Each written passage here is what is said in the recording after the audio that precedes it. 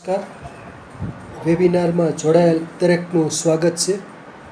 આજે ગિરનારી મંડળનો 860મો વેબિનાર છે.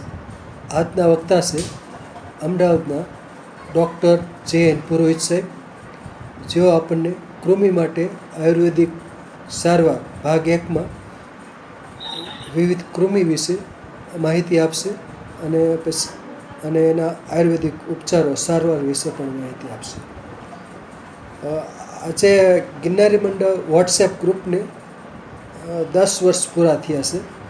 18/10/2015માં ગિરનારી મંડળ વોટ્સએપ ગ્રુપ અસ્તિત્વમાં આવેલ અને આજે 10 વર્ષ પૂરા થઈ ગયા છે. ગિરનારી મંડળની શિબિર પહેલી શિબિર 18/10/2015માં થઈ હતી અને ત્યારે વોટ્સએપ ગ્રુપ બનાવવામાં આવ્યું હતું. શ્રી રાજેશભાઈ ગોહેલ દ્વારા આ ગ્રુપ બનાવ્યું હતું અને પછી બધા નવા બધા એડ થતા ગયા. હવે આજે કૃમિ વિશે માહિતી આપશે ડૉક્ટર જે.એન. પુરોહિત સાહેબ. ડૉક્ટર જે.એન. પુરોહિત સાહેબને વિનંતી કે તેઓ પોતાનું વક્તવ્ય હવે શરૂ કરી શકે છે. નમસ્કાર સાહેબ. જય ધન્વંતરી.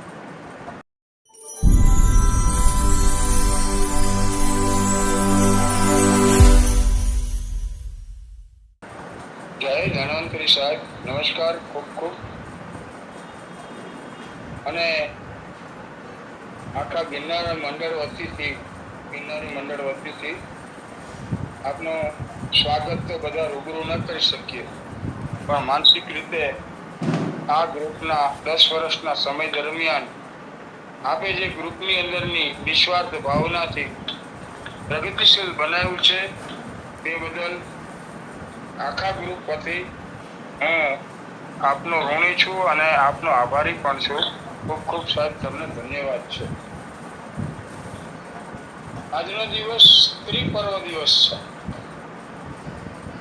ત્રિપર્વ દિવસ એટલા માટે ભારતીય સંસ્કૃતિની પરંપરા પ્રમાણે ધનતેરસ, ધનની પૂજા. કયું ધન આપણને યાદ નથી, કેમ કે સારંધરે કહ્યું છે કે સુખ એટલે નિરોગીતા અને દુઃખ એટલે રોગ. તો આવા રોગમાંથી મુક્ત થઈને સુખ સમૃદ્ધિ આવે એ દિવસ એટલે ધનતેરસ. આજના દિવસે વનસ્પતિનું પૂજન હોય છે અને ધન્વંતરી જયંતિ તરીકે આપણે એને ભગવાન ધન્વંતરી આજથી આપણા આરોગ્ય માટે તેને ખૂબ કાળજી લીધી હતી. ત્રિપર્વ એટલા માટે એક ધનતેરસ, ભગવાન ધન્વંતરી સાથે આજે આપણે સંકળાયેલા છે. અને ત્રીજું કારણ કે આ ગ્રુપ સાહેબે વાત કરી છે એ પ્રમાણે આ ગ્રુપની એક પ્રતિષ્ઠા, ગંગોત્રી હંમેશા નાની હોય છે પણ એને મોટું સ્વરૂપ આપવા માટે સાહેબે ભગીરથ કાર્ય કર્યું છે અને એના હિસાબે આજે ગિરનારી મંડળ ખૂબ જ લોકમુખે ચડેલું છે. કારણ કે નિસ્વાર્થ ભાવનાથી ચાલતા આવા મંડળ બહુ ભાગ્યે જ જોવા મળતા હોય છે. હરેક વસ્તુની અંદર ક્યાંય ને ક્યાંય વ્યક્તિનો કંઈ ને કંઈ બિઝનેસ પ્લાનિંગ હોય, નિસ્વાર્થ હોય, પણ હું એવું નથી કહેતો, પણ આ એક જ મંડળ એવું છે કે આની અંદર જેટલા લોકોએ ભોગ આપ્યો છે સાહેબે આનું રેકોર્ડિંગ કરવું, આપણા વિનોદભાઈ ખરા છે અને બધા વિશે બધાના નામ તો નથી લઈ શકાતા. એટલા વૈદોના બધાના અને અલગ અલગ વ્યક્તિના અલગ અલગ વિચારધારાના જે કંઈ આપણા વેબિનાર બન્યા છે તે પણ ગિરનારી મંડળને કારણે બન્યા છે અને લોક સુધી આ જ્ઞાન પહોંચશે. હજારો વર્ષો તો ના કહી શકું, પણ 50-100 વર્ષ સુધી તો આ અવિરત પ્રવાહ ગિરનારી મંડળની એક પ્રેરણાનો પથ બનીને રહેશે. તો આજનો વિષય બહુ સરસ લીધો છે સાહેબે, કૃમિ નિદાન અને કૃમિ વિશે પછી વાત કરતા પહેલા દરરોજના નિયમ એટલે કે મારી પ્રેરણા કે કોઈ પણ રોગનો જળમૂળમાંથી નાશ કરવાની પ્રક્રિયા છે મા વનસ્પતિ છે.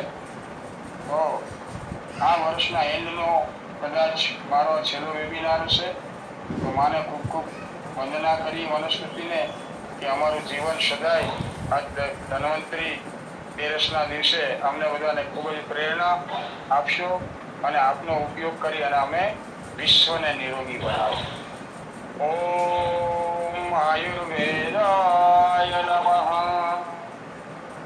ઓમ આયુર્વેદેશો વર્ચ પ્રજા પશુન વસૂનિ ચ બ્રહ્મ પ્રજ્ઞાંચ મેઘાંચ વન્નો દેહી વનસ્પતય વન્નો દેહી વનસ્પતયે. ભૂમિ એટલે સૂક્ષ્મ જીવાણુઓ જેને બેક્ટેરિયા કહેવામાં આવે છે.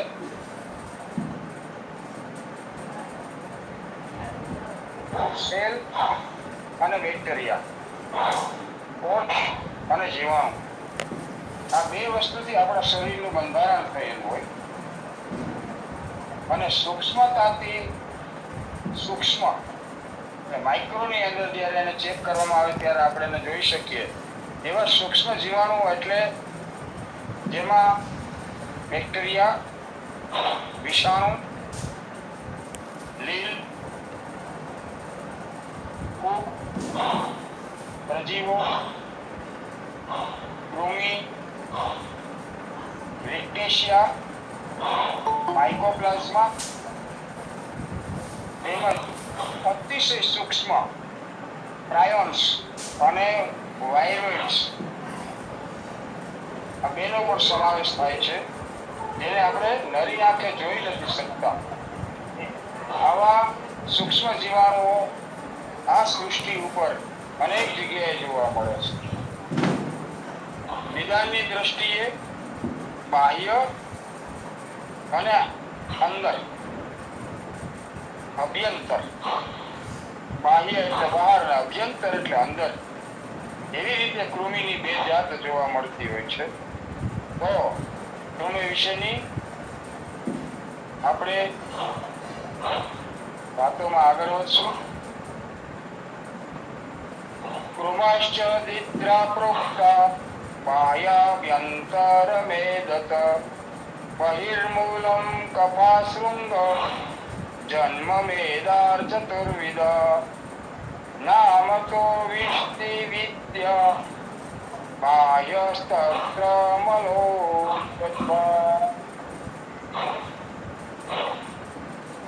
નિદાન શાસ્ત્રના ભાગવતના અધ્યાય 14 ની અંદર કૃમિનું એક પ્રકરણ આપેલું છે. એ પ્રમાણે બહારના અને અંદરના, બાહ્ય અને અભ્યંતર એમ કૃમિની બે જાત મુખ્યત્વે છે. બહારના કૃમિ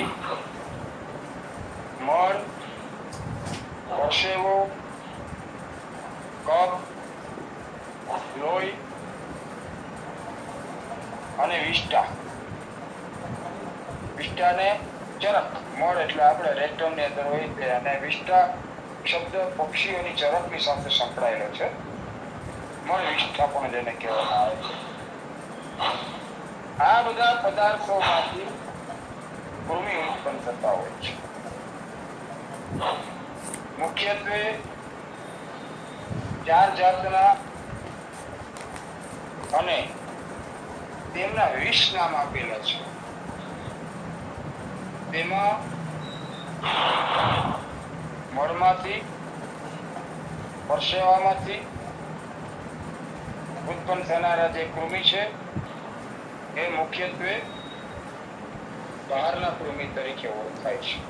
જેને આપણે જૂ, લીક, પશુની અંદર ઈતળી, માથામાં પડતા ટોલા, આ બધા જ એક પ્રકારના કૃમિની એની ગણના. ખાસ કરીને અજીર્ણથી કૃમિ થવાનો પૂરેપૂરો સંભવ હોવાથી અજીર્ણનું નિદાન પછી મુખ્યત્વે એ પ્રકરણની અંદર જોઈએ તો પણ એમાં મુખ્યત્વે કૃમિને ગણવામાં આવે છે. બહારના જે કૃમિઓ થાય છે તે ચામડી, કેસ, વસ્ત્ર વગેરેમાં જૂ, લીખ વગેરે થાય છે તેને ગણેલા છે. અંદરના કૃમિ છે તે આમાશય એટલે સ્ટમક, ડિલિનિયમ, આ બધાની અંદર પક્વાશય, ગ્રહણી અને આમાશય, આની અંદર એની ગણના કરે છે.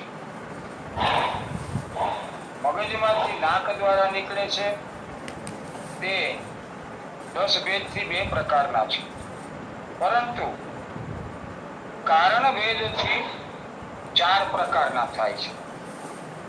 બહિર્મલમ અથવા બહિર્મલહ એટલે જેનાથી શરીર ખરડાય, પરસેવો વગેરે બહારના મળમાંથી ઉત્પન્ન થતા હોય છે, જેમ કે જૂ, લીખ,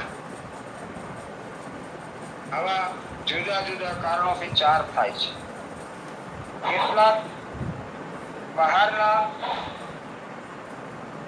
સ્થાનમાંથી ઉત્પન્ન થયેલા અને જન્મેલા હોય છે. કફમાંથી જન્મેલા, કેટલાક લોહીમાંથી જન્મેલા, કેટલાક ઝાડામાંથી જન્મેલા. નામ ભેદથી કૃમિ 20 પ્રકારના થાય છે. તેને આપણે આગળ જોશું.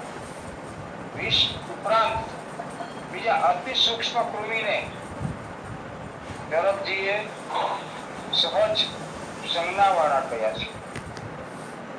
તેમના અવિકારીપણાને લીધે રોગાદી અધિકાર એની અંદર કયા નથી. 20 પ્રકારના કૃમિઓ એના દોષ કુપિત કરીને જ્વર અને શૂળ આ બધાની અંદર મુખ્યત્વે હોય છે.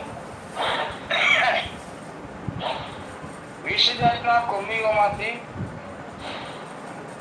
કેટલાક અવયવો વાળા, કેટલાક અવયવો વિનાના પણ છે, પરંતુ વ્યવહારના અર્થે આચાર્યોએ તેમના નામ પાડેલા છે.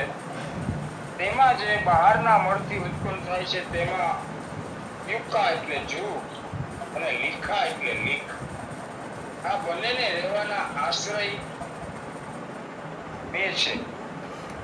એક વસ્ત્રો અને બીજા પૂરા વાળ, હેર. આવા એના 50 સૂક્ષ્મ બેક્ટેરિયામાંથી ડેન્ડ્રફ પણ માથામાં થતો હોય છે. ઘોડાની અંદર પણ સૂક્ષ્મ જીવાત છે. તો મુખ્યત્વેના સ્થાન વસ્ત્ર અને વાળ કહેલા છે. કફથી ઉત્પન્ન થયેલા કૃમિઓ અંતરાજ, ઉદરાવેષ્ટ, હૃદયાળ, મહાગુર, ચુરુ, ગર્ભકુસુમ, સુગંધ, આ સાતેયના આસ્ત્રસ્થાન આમાશય એટલે કે આપણી હોજરીમાં રહેલા છે. હવે રક્તમાંથી ઉત્પન્ન થનારા કૃમિ કેશાદ, લોમ વિધ્વંસ, રોમદ્રિપ, ઉદુંબર, સોરસ, માતર, આ 6 નું આશ્રય સ્થાન રક્તને વહન કરનારી ધમનીઓ છે. જ્યારે બ્લડની અંદર કૃમિ આવી જાય, આટલી વાતને હજી એક મળના કૃમિની વાત કરી અને એનું થોડું વિશ્લેષણ કરશે તો ઝાડામાંથી ઉત્પન્ન થનારાની 5 જાતિ છે. કકેરુ, મકેરુ, સુસુરાદ, શશુલ, લેલીહ. તેમનું આશ્રય સ્થાન પક્વાશય અર્થાત નાના આંતરડાના શરૂઆતના ભાગમાં છે. આ પ્રકારે 20 પ્રકારના કૃમિ થાય છે. ત્યારે આપણા મહાન ઋષિ સારંગરજીએ કૃમિની 21 જાતો બતાવી છે. કફમાંથી જે ઉત્પન્ન થનારા કૃમિ હોય છે તેને સ્ટેપ્ટોકોકાઈ કહેવામાં આવે છે, જે આપણા કફમાંથી ઉત્પન્ન થતા હોય. અને સ્ટ્રેપ્ટોકોકાઈ કૃમિ એટલે ખાસ કરીને આપણે આગળનો આપણો પીરિયડ હતો ક્ષય, કોક્સ, આપણે ત્યારે એને કોક્સ જ કહેતા હતા. ટીબીની અંદરના જે જંતુ હોય એમાં મુખ્યત્વે સ્ટ્રેપ્ટોકોકાઈ હોય છે અને એમના એ સમયના આવા કોઈ લેખના આધારે જ એના ઇન્જેક્શનનું નામ પણ સ્ટ્રેપ્ટોમાઇસિન આપવામાં આવ્યું. સ્ટ્રેપ્ટોમાઇસિન ઇન્જેક્શનથી ટીબી કંટ્રોલ થાય. તો વિચાર કરીએ તો આપણને ખ્યાલ આવે કે આ કૃમિ એક નામ કૃમિ છે. અત્યારના મેડિકલ સાયન્સના આ બેક્ટેરિયા કેટલી જગ્યાએ કેટલા વિસ્તૃતિથી પહોંચેલા હશે. આજે મેડિકલ સાયન્સમાં 6 કે 5 જાતના કૃમિ બતાવ્યા છે, જ્યારે આપણા ઋષિ મુનિઓએ જેને 21 પ્રકાર કહ્યા છે. સ્ટ્રેપ્ટોકોકાઈ અને સ્ટેફિલોકોકાઈ, ન્યુમોકોકાઈ પણ કહે છે. ન્યુમોકોકાઈ એટલે ન્યુમોનિયાના જે ઇન્જેક્શન બનાવવામાં આવ્યા હતા એ ન્યુમોકોકાઈ એટલે કે ન્યુમોનિયા જેને થાય એટલે હૃદયની આપણા ફેફસાની અંદર. ત્યારે આ વાત એટલા માટે અહીંયા એને પુષ્ટિ આપું છું કે આ બધા કફમાંથી ઉત્પન્ન થયેલા કૃમિ છે. એટલે જ સ્ટેપ્ટોકોકાઈ, સ્ટેફિલોકોકાઈ અને ન્યુમોકોકાઈ કહે છે. કફમાંથી ઉત્પન્ન થયેલા કૃમિ બારીકાઈથી વર્ણન એનું ખૂબ જ સરસ મજાનું આપણા ઋષિમુનિએ આપેલું છે. રક્તમાંથી ઉત્પન્ન થયેલા કૃમિ બેસિલાઈ એને કહેવામાં આવે છે.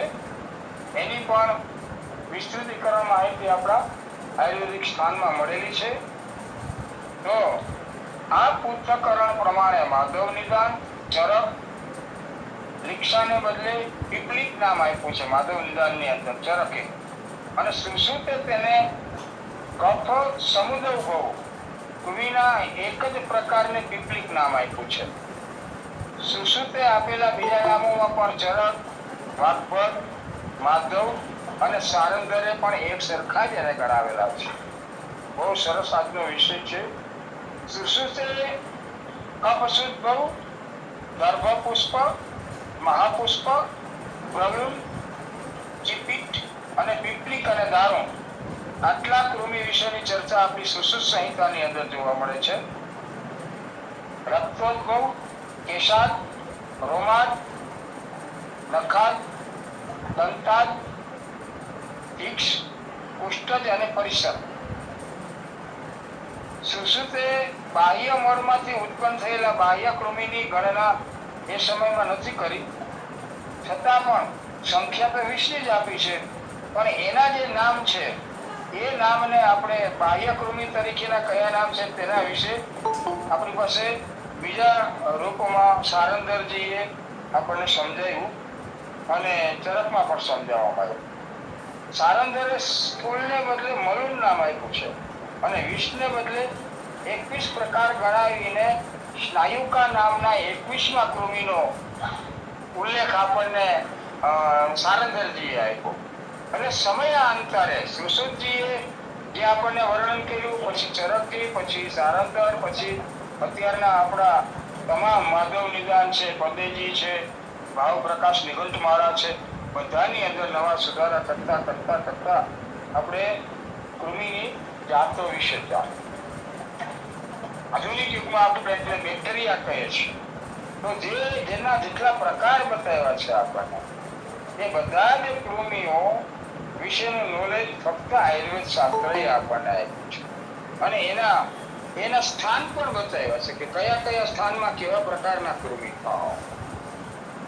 પાંડુ રોગના દર્દીઓ જ્યારે આવે ત્યારે આપણા વૈદ્યો અને બધા એનો એક જ કૃમિનો ડાઉટ જાય તો anaemia, first diagnose of the એનિમિયાના લક્ષણો જોવા મળે ત્યારે એક પ્રશ્ન આવે કે આને કૃમિજન્ય પાંડુ રોગ હોવો જોઈએ. અકૃમિજન્ય હોય અને કાં મૃતિકાજન્ય હોય. બાળક નાનું હોય અને એને માટી ખાધી હોય તો એને મૃતિકાજન્ય પાંડુ રોગ થાય. પણ આજનો આપણો વિષય છે કૃમિ. તો કૃમિજન્ય પાંડુ રોગના ઘણા પેશન્ટ જોવા મળે છે.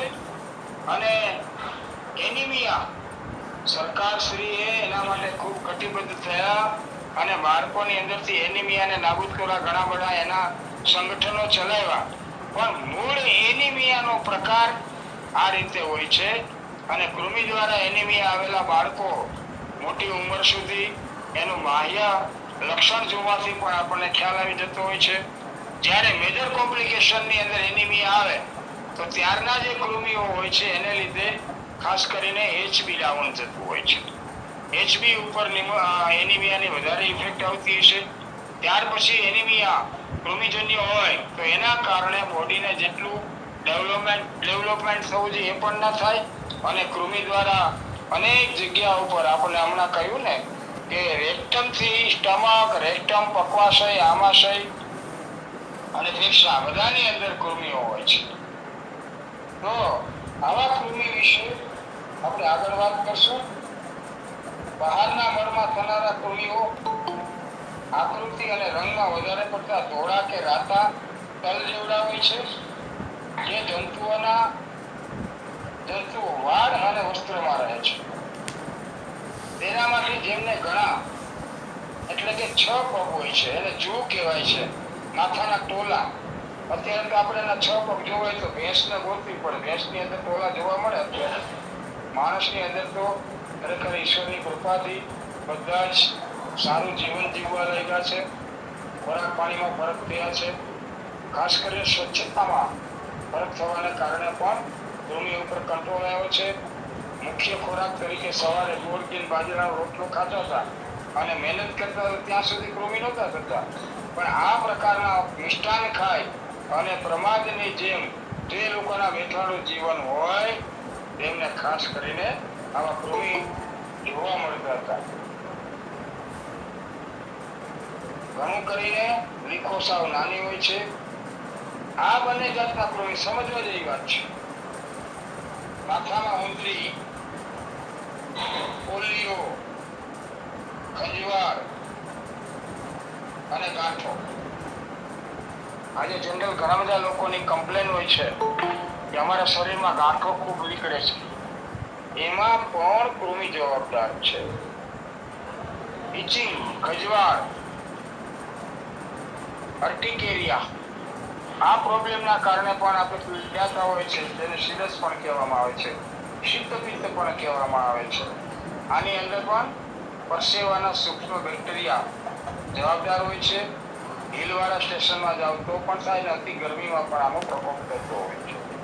તો ઇચિંગના આજકાલમાં ખૂબ જ કેસ જોવા મળતા હોય છે. તેની અંદર પણ આવા કૃમિઓ જવાબદાર હોય છે.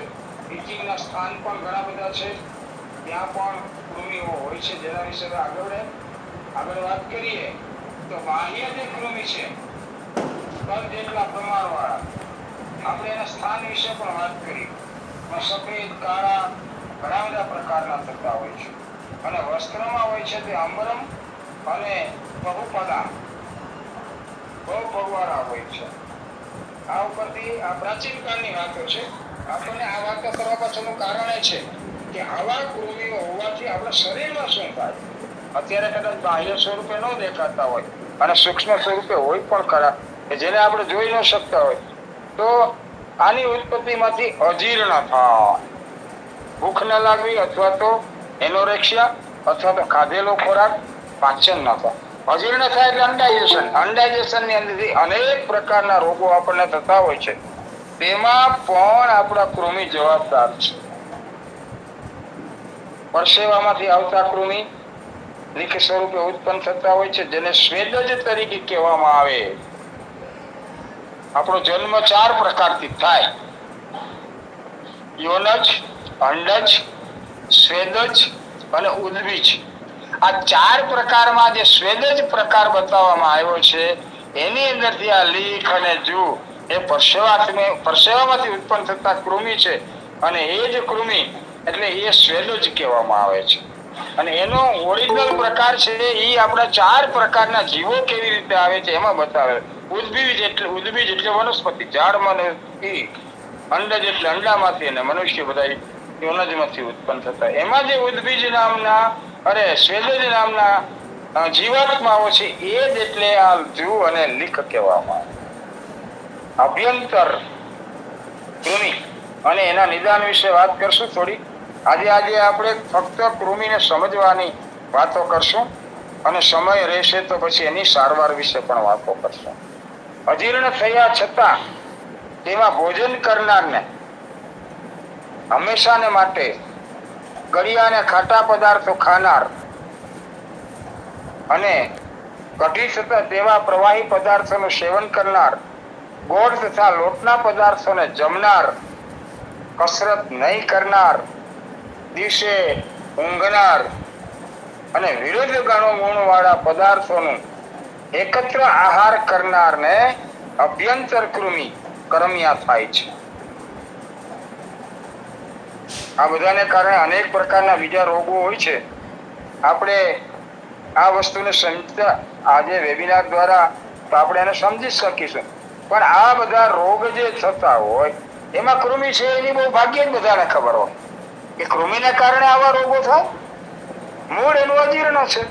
અજીર્ણમાંથી આ બધા રોગ, ગળ્યો, ખાટો, તીખો, બધાને અલગ અલગ કૃમિ છે. તીખો વધારે પડતો તીખાશ ખાવાથી પણ કૃમિ થાય.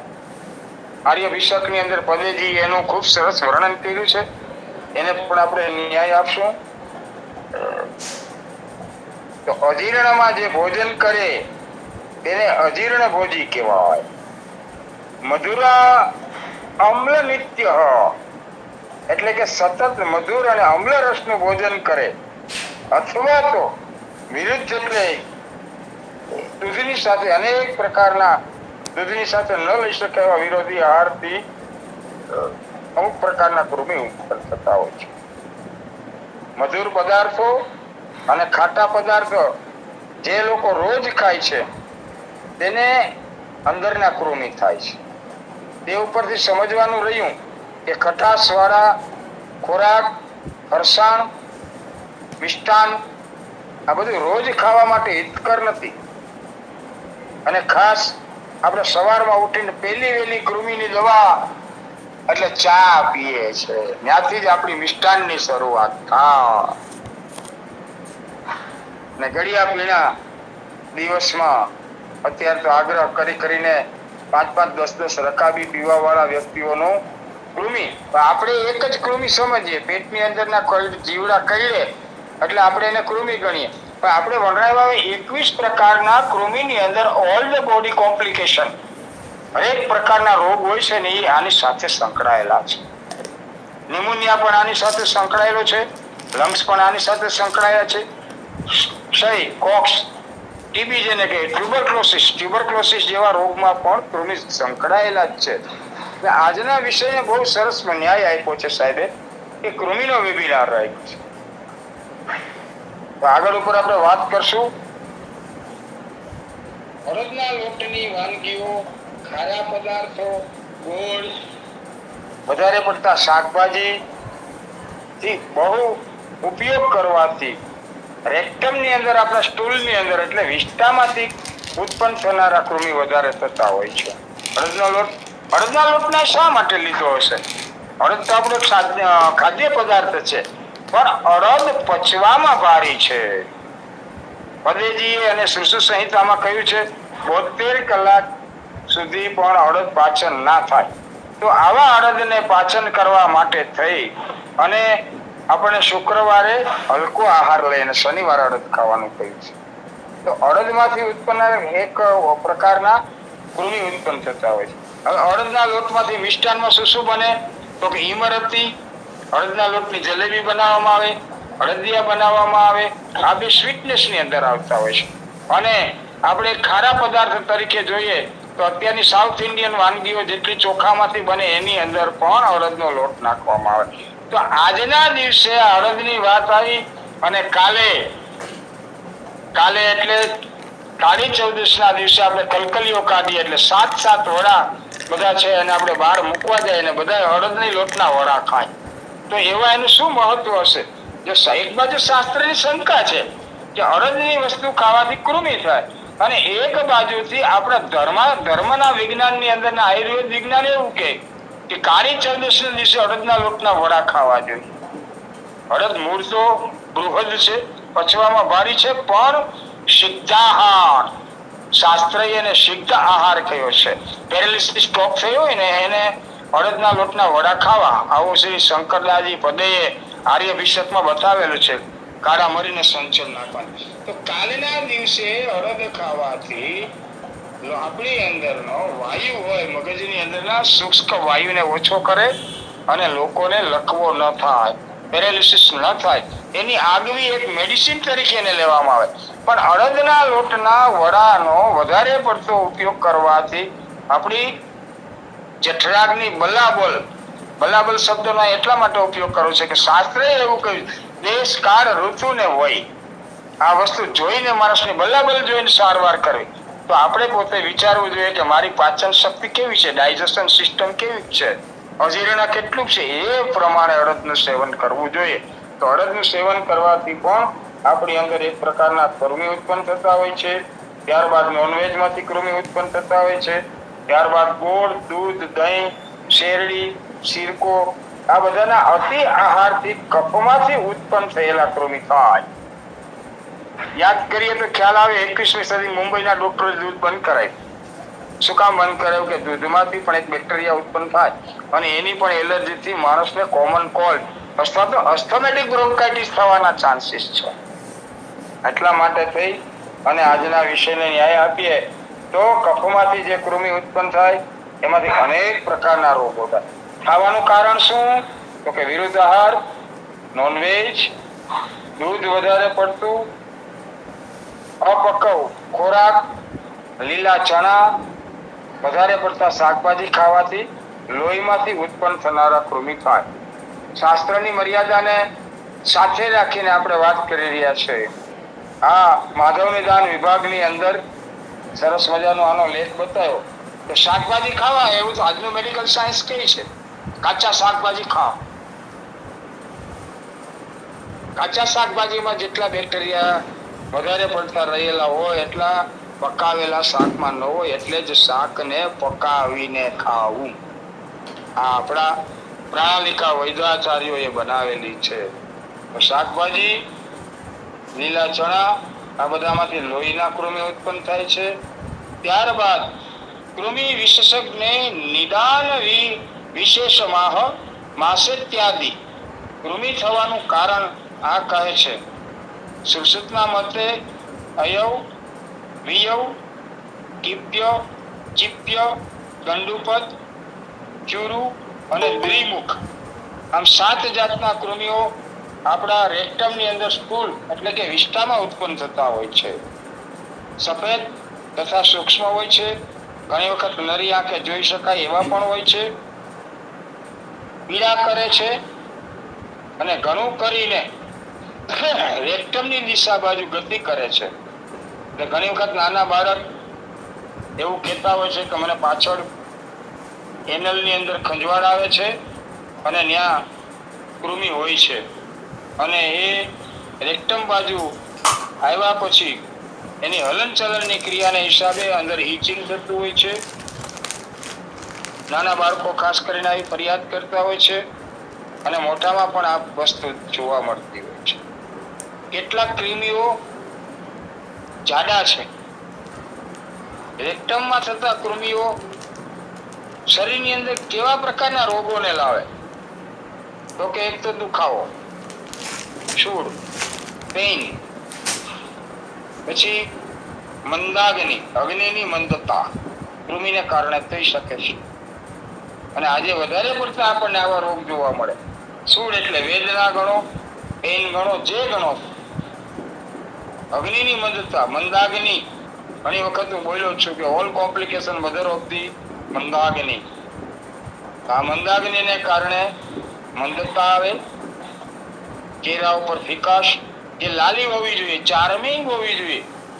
આ ચાર્મિંગ વિનાનું પીળું ડેગા જેવું, આપણી દેશી ભાષા, બધું આપણે સાથે લેતા જશું, હરેક ભાષા. આવું શરીર જોવા મળતું હોય છે. મળબંધ એટલે કોન્સ્ટિપેશન રહેતું હોય. બળનો ક્ષય થાય, એનર્જી વેસ્ટ, વધારે પડતી મોઢામાં ફીકું થઈ જતું હોય છે, અને લાળનું ઝરવું. નાના બાળકની ઘણી બધી કમ્પ્લેનની સાથે પેશન્ટ આવતા હોય તો આપણા વૈદ્યશ્રીઓ પૂછે મોઢામાંથી આને કોશિકા પર લાળ પડે છે તો કે હા સર, તરત તેનું નિદાન થાય કે બાળકની અંદર કૃમિ છે અને છે. પછી અરુચિ, ખોરાક ઉપરની રુચિ ન થવી, ખોરાક ખાવાની ઈચ્છા ન થવી, ભૂખ ન લાગવી, આવા અનેક પ્રકારના કૃમિઓ. અને એના આજના દિવસમાં આપણે નિદાન ઉપર વાત કરી રહ્યા છીએ.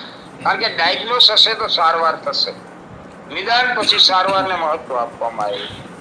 હૃદય રોગ, હૃદય રોગના પ્રકરણની અંદર થોડું 30 સેકન્ડ માટે જઈએ તો વાતજ, પિત્તજ, કફજ, ત્રિદોષ અને એનો 5મો પ્રકાર છે કૃમિજન્ય. વાતજન્ય, પિત્તજન્ય, કફજન્ય, ત્રિદોષજન્ય અને કૃમિજન્ય એમ 5 પ્રકારનો હૃદય રોગ બતાવવામાં આવેલો છે. એની અંદર આજથી 3-5 હજાર વર્ષ પહેલા આપણા ઋષિ સુશ્રુતજીએ લખ્યું છે કે હૃદય રોગની અંદર કોણ કૃમિ જવાબદાર છે. અને 2003 ની અંદર આવો એક સુરતથી મારી પાસે કેસ આવેલો કે એને બેક્ટેરિયલ હાર્ટ એટેક આવેલો હતો. એ માણસની હિસ્ટ્રી લીધી હતી તો એને 1 લોટો ભરીને દરરોજ ચા પીવાની આદત હતી. દવા તો શરૂ થઈ શકી નહોતી, એ પેલા એનું મૃત્યુ થઈ ગયું હતું. તો એ બેક્ટેરિયલ હાર્ટ એટેક વિશે આજનું સાયન્સ પણ સભાન છે. તો આપણા ઋષિમુનિઓ કેટલા સભાન હશે? ત્યાંથી વાત કરવી એ જ નક્કી નથી થતું.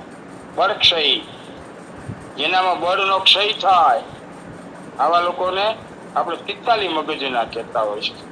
અને ઘણી વખત એવું પણ કહેતા હોય કે થઈ શકે નહીં કાંઈ અને વાતો કરે મોટી. આ એના જેવી વાતો થતી હોય છે. એમાં પણ કૃમિ જવાબદાર છે. એટલા સરસ મજાના આપણને નિદાન આપણા ઋષિમુનિઓએ આપેલો છે. પછી કૃમિનો એક સ્ટેજ એવો પણ હોય છે કે એમાં પાતળા ઝાડા. જો અહીંયા 2 ડાયગ્નોસ થતું હોય છે. કૃમિને કારણે બી પાતળા ઝાડા થતા હોય છે અને કોલાઇટિસને કારણે પણ પાતળા ઝાડા. કોલાઇટિસ એટલે સંગ્રહણી. તો સંગ્રહણી નું સ્થાન જે છે, આમાશય, પક્વાશય, સ્ટમક, આ બધાની અંદર પણ કૃમિ હોય જ છે. તો આપણા બળની ક્ષય ક્યાંથી થાય? પાતળા ઝાડા ક્યાંથી થાય? તો કે ડિડેનિયમ, ગ્રહણીની વીકનેસને કારણે જે કૃમિ થાય એનાથી બળનો ક્ષય થાય, પાતળા ઝાડા થાય. પાતળા ઝાડા થાય એટલે આપણે એને ઘણી વખત આપણે નિદાનની અંદર ને ઘણી વખત વાતો કરી ગયા છે. આમજન્ય, પિત્તજન્ય, કફજન્ય, વાતજન્ય, સંગ્રહણીની સારવારોની પણ વાતો કરતા હોય છે. પણ એક પાઠ એવો પણ છે કે આમાંનું કાંઈ ન હોય છતાંય સંગ્રહણી હોય એટલે પાતળા ઝાડા થતા હોય. આપણે આની અંદર અનડાઇજેશન, અરુચિ, અજીર્ણ બધું આવી ગયું છે. આ તો સ્પેસિફિક એટલે આજનો પાર્ટ વાઇઝ આપણો જે વેબિનાર છે એની સાથે કૃમિ છે.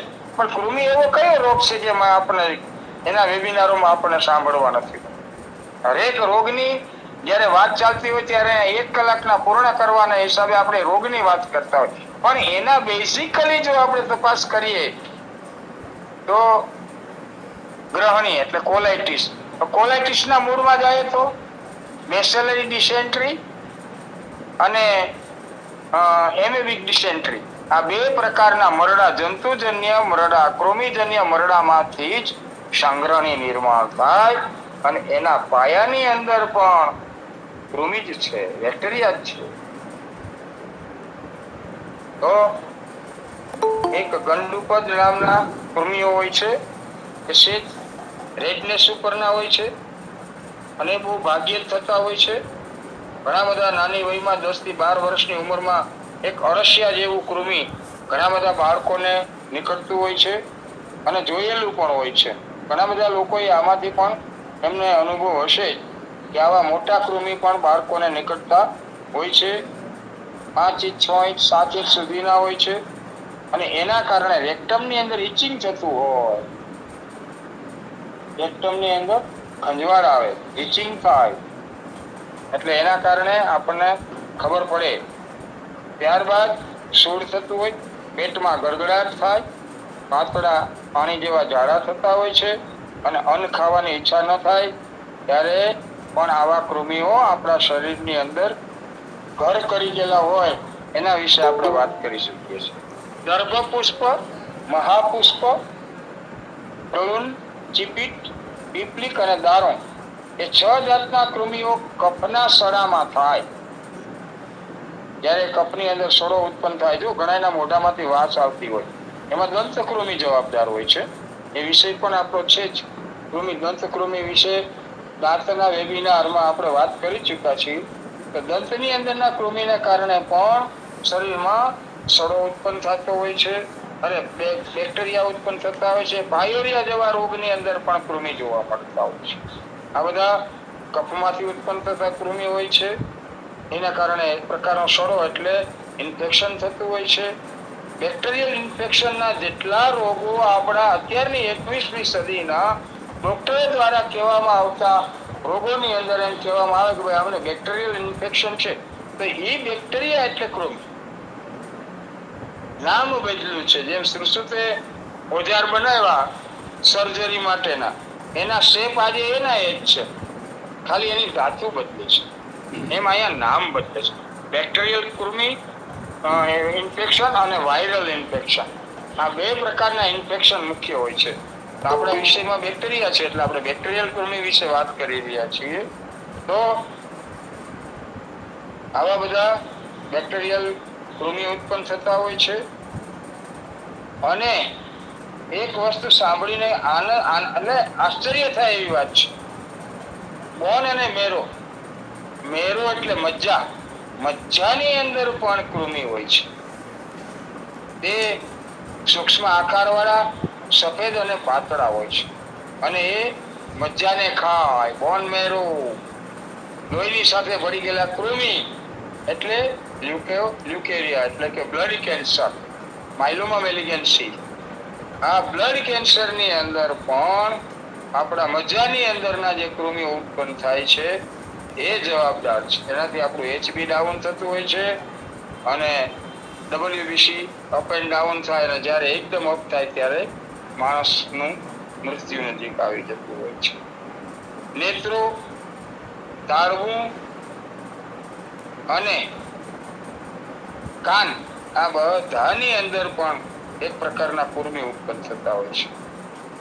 તેથી માથાના રોગ, હૃદય રોગ, ઉલટી અને સળેખમ, સળેખમ એટલે સાઇનસને લગતા તમામ રોગ સળેખમમાં આવે તો અત્યારના મેડિકલ સાયન્સમાં મેડિકલમાં આપણને એના રિપોર્ટો દ્વારા અને ડોક્ટર કહેતા હોય તમને સાઇનસ છે. સાઇનસ વિશેની આગળની એની એટલું એના સિલેબસમાં એવું એટલું ભણ્યા હોય છે.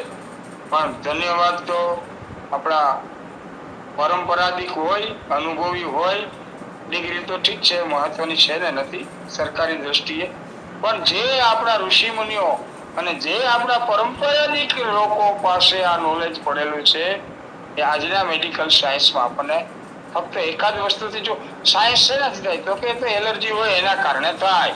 તમને કોઈ પણ વસ્તુની એલર્જી હશે, પણ એ એલર્જી કોની સાથે સંકળાયેલી છે આનો ઉલ્લેખ કરવો ખૂબ જ મુશ્કેલ હોય છે. એટલે આપણે અત્યારના નવા રોગને સમજવા માટે થઈ અને બહુ હેરાન થતા, કન્ફ્યુઝન હોય કેમ થતો હશે, આ રોગ કેવી રીતે થયો હશે. પણ એના જો બેઝિકલી એને જાણવું હશે તો તમારે આદરણીય શ્રીઓ વૈદો, ઠક્કર સાહેબ છે, નાકરાણી સાહેબ છે, આવા બધા મહાન વૈદો, બધા વૈદો જે આપણા ગ્રુપ સાથે જોડાયેલા હોય, તમામની પાસે જો આપણે અડધી કલાક બેસીએ ને તો આપણને ખ્યાલ આવે કે આ કૃમિ કેટલા અંશે, કેટલી જગ્યા સુધી આપણા શરીરની અંદર એન્ટર થયેલા હશે. કૃમિ થયા પછીના અમુક લક્ષણો હોય છે. જરો વિવરણાતા અશુલમ હૃદય રોગ સંદન ભ્રમ ભક્ત દેશોતિ તાસ રસ્ય સંજાત કૃમિ લક્ષણ. તાવ આવે છે, શરીરનો રંગ બદલાય છે, શરીરમાં શૂળ થાય છે, હૃદયમાં દુખાવો થાય, માણસ દોડીને ડોક્ટર પાસે જાય, ECG કરાવે, નોર્મલ. ઘણા પેશન્ટ આવે છે મારી પાસે પણ. સાહેબ ઇકોકાર્ડિયોગ્રામ કરાવ્યો, ECG જોવડાવ્યો, બીપી જોવડાવ્યું, કેટલું બધું કર્યું, પણ રોગ પકડાતો નથી. ક્યાંથી પકડાય? કારણ કે એ જે વસ્તુ છે એની સાથે આ સંકળાયેલું જ નથી. ચેસ્ટ પેન, હૃદયનો દુખાવો, છતાં પણ એક કાનૂની દ્રષ્ટિએ અને આજના જમાના પ્રમાણેના વિરુદ્ધ આહાર અને બેઠાડું જીવનને કારણે ચેસ્ટ પેન થાય તો ડોક્ટરની મુલાકાત અવશ્ય લેવી. પણ ઘણી વખત સાદો દુખાવો હોય છે. લિપિડ પ્રોફાઇલ, કોલેસ્ટ્રોલ નોર્મલ હોય છે. બધા ટેસ્ટ કરાવીએ તો એની અંદર વેસલો પણ એટલી ચોકઅપ નથી હોતી. એન્જિયોગ્રાફી રિપોર્ટ નોર્મલ હોય અને છતાંય માણસને છાતીમાં દુખાવો થતો હોય. આ દુખાવાની અંદર પણ કૃમિ જવાબદાર છે. આવું આપણું શાસ્ત્ર કહે છે, હું નથી કહેતો. હૃદયની જગ્યાએ દુખાવો થવો, શરીરમાં ગ્લાનિ, સુસ્તી, આળસ, પ્રમાદ, ઘણું બધું જોવા મળતું છે. આપણે આળસુ માણસ એવું કહેતા કે આ એદી કામ ધંધો નથી કરતો, પણ એના શરીરની અંદર પણ સૂક્ષ્મ બેક્ટેરિયા એટલે કૃમિ હોય તો કામ કરવાની ઈચ્છા ન થાય, સુસ્તતા લાગે, ચક્કર આવે, અન્ન પ્રત્યેનો અભાવ, ખાવાની ઈચ્છા ના થાય. મારી પાસે ઘણા બધા લોકો આવે છે. ભટ્ટ સાહેબ પાસે આવતા હોય, નાકરાણી સાહેબ, આપણા આદરણીય શ્રી ઠક્કર સાહેબ પાસે આવતા. અમારું બાળક કઈ ખાતું નથી અને કાયમથી કાયમ સુકાતું જાય છે. બહારનું ગમે બી આપો તો એ ખાઈ લો. ચોકલેટ આપો તો ખાય, પીઝા બર્ગર ખાય, માયોનીઝ પફ ખાય, મસાલા ઢોસા ઇડલી ખાસ એને બહુ ભાવે છે. ઘરમાં ખાતો નથી, આને આદત પડી ગઈ છે. પણ આટલું બધું બહારનું કે ઘરનું, આ તો અત્યારનો આવો ખોરાક થઈ ગયો છે એટલે મેં આ વાત અહીંયા લીધેલી છે. પણ આવા બધા ખોરાકમાંથી પણ કૃમિ ઉત્પન્ન થયા પછી અન્ન ઉપર એક અભાવ આવે, અરુચિ જેને કહેવામાં, એનોરેક્સિયા. અન્ન ઉપરનો અભાવ થવો એને ઇંગ્લિશમાં એનોરેક્સિયા કહેવામાં આવે. એનોરેક્સિયા થાય, સુખ, ચીડ, સામે થાળી પડી હોય તો માણસને સુખ ઉત્પન્ન થવા. આવા બધા લક્ષણો જ્યારે આપણને જોવા મળતા હોય છે ત્યારે આપણા શરીરની અંદર કૃમિની શરૂઆત હોય, કૃમિ હોય શરૂઆતની, કૃમિના નિદાન, કૃમિ થયાનું સામાન્ય લક્ષણ જોવા માટે અહીંયા આપણે આનું ડાયગ્નોસ માટે થઈને આ વિષયની અંદર હજી આપણે આગળ જઈ રહ્યા છીએ.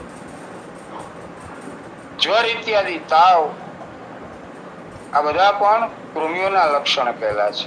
અભ્યંતર કૃમિના લક્ષણોની અંદર પણ ઘણી બધી વસ્તુ આવે છે. હૃદય રોગમાં ઉત્પન્ન થાય છે જે કૃમિઓ, તેના માટે માધવશ્રીએ લખ્યું છે કે કૃમિ પણ ઉત્પન્ન થયો હૃદય રોગ લખ્યો જ છે. કૃમિઓની અસરથી હૃદય ઉપર સીધી અહીં સમજવા માટે આપણે પ્રયત્ન કરીએ તો આખા હૃદયને તેઓ ધીમે ધીમે ધીમે ધીમે કોરી ખાય છે અને આંતરડાની દિવાલને સતત ઉશ્કેરતા રહેતા હોવાથી પાતળા ઝાડા પણ થતા હોય છે. તો હૃદય રોગ છે એ સ્ટમક અને લીવર સાથે સંકળાયેલો રોગ છે. તો સ્ટમકની અંદર મુખ્યત્વે કૃમિ હોય છે અને હૃદય રોગ હૃદયને કોરીને ખાય આ વસ્તુ તાદમ્ય છે જ. બેક્ટેરિયલ હૃદય રોગના દર્દીઓને અમે આ સ્થિતિ જોયેલી છે, ખાલી વાતો નથી. અને પદેજીએ સુશ્રુત ચરકજી આની ટ્રીટમેન્ટ શું સરસ આપી છે. વિલંગ આદિ વાવડિંગ, દાડમના એક ગ્લાસ જ્યુસની અંદર રસ કાઢીને દાડમના રસની અંદર 1 ગ્રામ જેટલા વાવડિંગ અને 1 ગ્રામ જેટલી કે 2 ગ્રામ જેટલી સનાય એટલે મીંઢિયાવળ, આ બે નાખી હલાવીને માણસને આપો. 15 મિનિટમાં છાતીનો દુખાવો બંધ થાય. આ સ્વાનુભૂત છે. તો આપણા મહાન ઋષિઓ કેટલા મહાન હશે, ત્યાં સુધી એને નિદાન અને મેડિસિન આપણા માટે થઈને રાખ્યું. કૃમિથી શરીરમાં લોહીને ચૂસીને પોતે પોષણ મેળવતા અનેક પ્રકારના કૃમિ છે. એને સેકન્ડરી એનિમિયા કહેવામાં આવશે. આગળ હું વાત કરી ચૂક્યો છું. છતાંય પણ હવે આપણે ઋષિ પરંપરાની દ્રષ્ટિએ સેકન્ડરી એનિમિયા, બીજા સ્ટેજનો એનિમિયા પણ કહેવામાં આવે છે. અને પાંડુ રોગ જે આપણે જેને કહીએ છીએ કૃમિજન્ય પાંડુ રોગ થવાથી ભ્રમ થાય છે, લોહી ઓછું થવા માંડે છે, શરીર ફીક્કું થવા માંડે છે, બળહીન શરીર થાય છે. આવી રીતે આપણે આજના દિવસે એના સામાન્ય લક્ષણમાં ગયા છીએ. આવતી વખતે કફના કૃમિ એના લક્ષણ, પછી લોહીના કૃમિ એના લક્ષણ, અને ત્યારબાદ બાહ્ય રીતે શરીર ઉપર થતા ગર્ભ ઉંમરમાં જોવા મળતા ઈયળ સ્વરૂપેના કૃમિ અને મિષ્ટાનમાંથી ઉત્પન્ન થતા કૃમિઓ વિશે માધવકારે આપણને જે કહ્યું છે એ પ્રમાણે એની સમાલોચનાને સમજવાની કોશિશ કરજો. ઓમ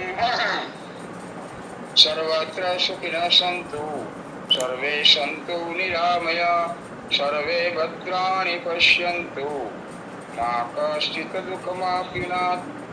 ઓમ શાંતિ શાંતિ શાંતિ. ખૂબ ખૂબ આભાર ડૉક્ટર જે.એન. પુરોહિત સાહેબનો, જેમણે આજે આયુર્વેદની દૃષ્ટિએ વિવિધ પ્રકારના કૃમિ વિશે માહિતી આપી. આધુનિક રીતે જોઈએ તો માઇક્રો ઓર્ગેનિઝમ એટલે સૂક્ષ્મ જીવો, માઇક્રો ઓર્ગેનિઝમ, માઇક્રોબાયોલોજી. તેમાં બેક્ટેરિયા, વાયરસ તો અતિશય સૂક્ષ્મ હોય છે. વાયરસ, પછી બેક્ટેરિયા, વાયરસને વિષાણુ કહે છે, બેક્ટેરિયાને જીવાણુ કહે છે. પછી પ્રોટોઝોઆ, પ્રજીવો, ફંગલ્સ એટલે ફંગજાય, કેટલીક ફૂગ હોય છે, માઇક્રોસ્કોપિક ફૂગ હોય છે, એ પણ રોગો કરતા હોય છે. અને વર્મ્સ અને કેટલાક કીટકો જો લેખની તો છે, બરાબર. એ સિવાયના પણ કેટલાક ઘણા બધા એવા કીટકો હોય, ખોરાકમાં ધનેરા, મટકા ને એવું બધું પડતું હોય છે. જો લેખ જે માથામાં પડતું હોય છે, અને અમુક કીટકો કરડતા હોય છે, એ પણ રોગ માટે કારણ હોય છે. માકડ હોય કે મચ્છર હોય, મચ્છરથી પ્રજીવો ફેલાય છે. મેલેરિયા, ચિકનગુનિયા, અને આપણે જે જોવામાં આવે છે ડેન્ગ્યુ. તો આ બધા છે સૂક્ષ્મ જીવોને લીધે ઘણા બધા રોગો થાય છે. અને જે ડિસેન્ટ્રી, મોડો છે, એ બે પ્રકારે થાય છે. એક બેક્ટેરિયા દ્વારા થાય એને બેસિલરી ડિસેન્ટ્રી કહેવામાં આવશે.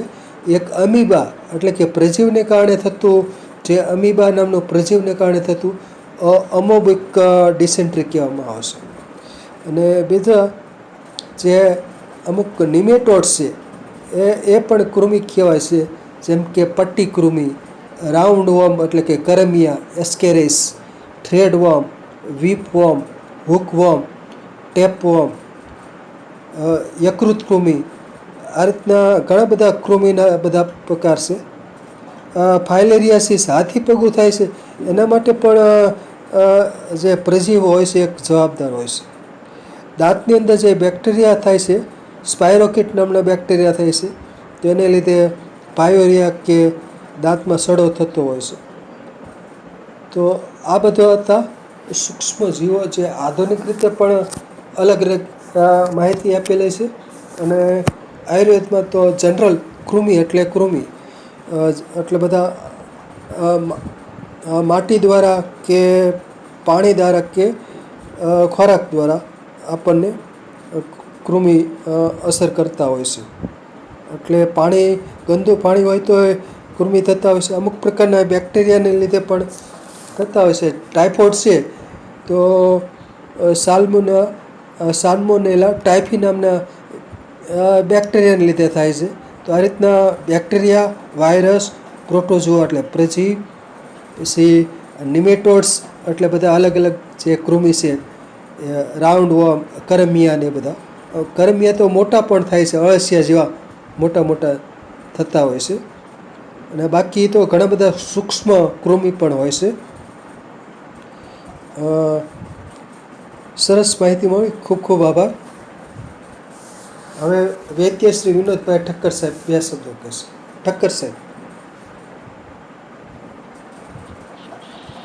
જય ધન્વંતરી. આમ તો કૃમિ એટલે બહુ બહોળો અને એટલો ઊંડાણવાળો વિષય છે. સાહેબે કીધું આજે પ્રથમ ચરણ છે અને આગળ ચાલવાનું છે. પણ એક વાત બહુ સ્પષ્ટ સમજવાની છે કે રોગોની સાથે કૃમિ મહદ અંશે કંઈક ને કંઈક ભાગ ભજવતા હોય છે. અને એ જે મુખ્ય 4 પ્રકાર સાહેબે બતાવ્યા અને એના પેટા વિભાગ 20-21, આમ તો એનાથી બહુ લાંબુ આખી યાદી છે. આધુનિક જમાનામાં માઇક્રોસ્કોપિક તપાસ અને નવા સંશોધનના આધારે ઘણું બધું ફેરફાર અને ઉમેરો આવ્યો છે. પણ આયુર્વેદે જે આપણા ઋષિ આચાર્યોએ જે આપણને બૃહત્રય ને લઘુત્રયમાં જે આપ્યું છે એ આજે પણ જીવંત કાર્યરત કામ કરીને કૃમિજન્ય રોગોને પણ ગ્રસ્ત કરી આપે છે. એટલે વર્તમાન સમયમાં આ બે પથ્થીઓના કે કોઈ વિજ્ઞાનની સાથે એ નથી, પણ આપણા ઋષિ મુનિઓએ કૃમિ ઉપર જેટલું એ વખતે માઇક્રોસ્કોપ નહોતા તો પણ આટલું વિવરણ આપ્યું છે. તો એ જ આપણને એક વિચારવાની તક આપે છે કે આટલા પ્રકારો, એનું કાર્ય, એનું સ્થાન આ આપણા ગ્રંથોમાં આપ્યું છે. આગળ સાહેબ લેવાના જ છે, એટલે એના ઉપર વિશેષ મારે કંઈ અત્યારે કહેવું નથી. વિરામ લઉં. જય ધન્વંતરી. જય ધન્વંતરી. ખૂબ ખૂબ આભાર. ફૂડ પોઈઝનિંગ થાય છે એમાં પણ જે અમુક પ્રકારના બેક્ટેરિયા જવાબદાર હોય છે. ઝાડા ઉલટી થઈ જતા હોય છે, ગ્રહણી માટે કે કોલાઇટિસ માટે કે મરડા માટે પણ બેક્ટેરિયા જવાબદાર છે. અને અમુક વખતે અમીબા નામના જે પ્રજીવ પણ જવાબદાર છે. અને બાકી તો જે અલગ અલગ રીતની આપણે હોય, વાયરસ છે તે હવા દ્વારા ફેલાતા હોય છે. અમુક બેક્ટેરિયાને બધું પાણી કે ખોરાક દ્વારા ફેલાતા હોય છે.